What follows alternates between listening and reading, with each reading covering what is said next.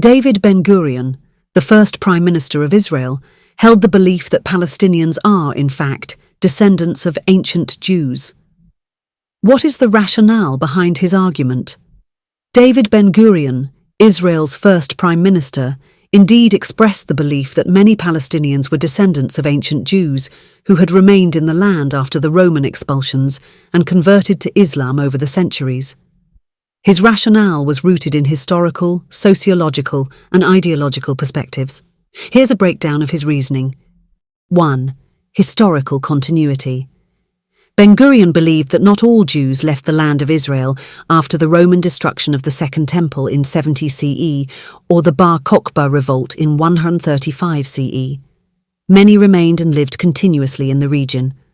Over the centuries, due to pressures such as Byzantine persecution and later Islamic rule, many of these Jews may have converted to Christianity and then to Islam, gradually assimilating into the surrounding Arab culture. 2. Cultural and linguistic clues. He and other early Zionist thinkers pointed to certain cultural practices among Palestinian peasants, fellahin, that seemed to reflect Jewish traditions such as agricultural techniques, dietary habits, and even some customs around holidays. They saw these as remnants of Jewish life that had survived despite religious conversions. 3. Zionist ideology.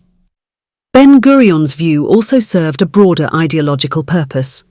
By emphasizing the deep-rooted connection of Jews to the land, and even suggesting that some Arabs were actually Jews by ancestry, he aimed to strengthen the Jewish claim to the land.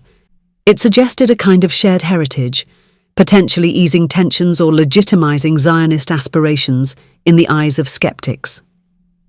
4. Sources and scholarship.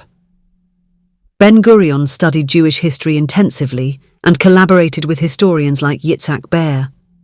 In private writings and public statements, he sometimes referenced scholarship that supported this view of demographic continuity between ancient Jewish populations and modern Arab inhabitants of Palestine.